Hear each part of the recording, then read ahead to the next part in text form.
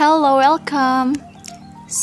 I'm Rizqiyah Saputri Dewi with the student number of 72, and here I'm gonna explain about the film Lost in Translation, released in 2003 by Bill Murray and Scarlett Johansson.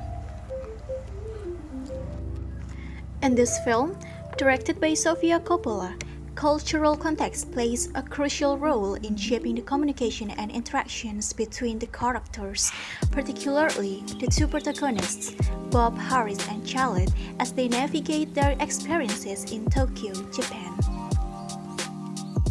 Lost in Translation tells about the differences of two countries, which are Japan and USA. Bob is an American movie star who travels to Tokyo to shoot a commercial, while Charlotte is a girl accompanying her photographer husband, John, on a trip to Tokyo. What are we going to discuss? In this film, we are going to discuss intercultural communication. First point is communication styles. Verbal.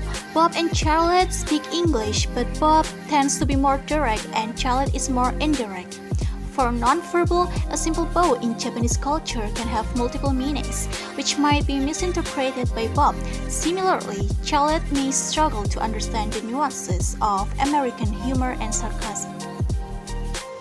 Second point, cultural shock. For Bob, despite being a famous actor, feels lost and disoriented in the unfamiliar environment of Tokyo. He struggles to navigate the cultural norms and customs, leading to feelings of isolation and frustration. While Charlotte also experiences moments of cultural shock when interacting with Bob. Third point, cultural stereotypes. For Japan, the film often portrays Japanese culture as strange and exotic to the Western people. Sexualization Japanese women in stereotypical roles like hypersexual figures, and the film often relies on comedic misunderstandings from cultural differences. And for USA, American culture as materialistic and superficial, Bob struggling with his identity and purpose. Fourth, cultural identity. Bob, initially resistant to engaging with Japanese culture, gradually begins to appreciate its beauty and complexity. Charlotte, while living in Japan, still maintains a strong connection to her American identity, which influences her interactions with Bob. Hofstede's value dimensions. Collectivism and individualism. Japan, avoiding direct confrontation, while USA, Bob struggles to connect with the locals. Power distance. Bob is being expected to conform to certain social norms. Uncertainty avoidance. This can feel overwhelming to Bob and Charlotte. Long-term orientation emphasizes on tradition and focus on long-term goals. Now I'm gonna explain about Circle of English in this film. In Lost in Translation can be understood through the lens of Brockach's three circles of English model, which categorizes the global use of English into inner circle, outer circle, and expanding circle. The circles help explain how English functions in various socio-linguistic contexts. Inner Circle English, or native speakers. Bob Harris and Charlotte represent native English speakers from the inner circle, where English is the primary language. They use English not only to communicate with each other, but also as their default language when interacting with the Japanese locals. Expanding Circle English. In Japan, English falls into the expanding circle. Bob's interactions with the Japanese film crew. Bob struggles to interpret the translator's explanation, leading to moments of comedic miscommunication, while Charlotte's interactions with locals, her inability to speak Japanese limits deeper interaction, which sometimes acts as a barrier rather than a bridge. English as a lingua franca. Enabling communication between characters of different linguistic and cultural backgrounds.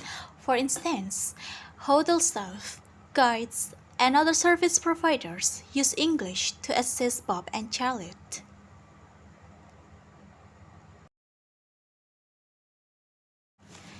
Now is power dynamics. For Bob initially holds a position of social and cultural power. However, in the unfamiliar context of Tokyo, his power diminishes and he becomes more vulnerable and receptive to new experiences. While Charlotte, despite being a young woman in a foreign country, exhibits a quiet strength and independence. Next is cultural context. Language barriers. Bob struggles to understand his Japanese director during a commercial shoot. Alienation and connection. Bob's bemusement of Japanese TV and politeness he encounters reflect his outsider's perspective, while Charlotte observes traditional Japanese practices. Western case. The cultural dissonance in Tokyo serves as a backdrop for their mutual understandings. The resolution, Charlotte and Bob's connection, though fleeting, allows them to confront their feelings of isolation and disillusionment. They find solace in each other's company, offering a brief escape from their respective realities. While their relationship remains platonic, it provides a sense of human connection and a shared understanding of their lost state.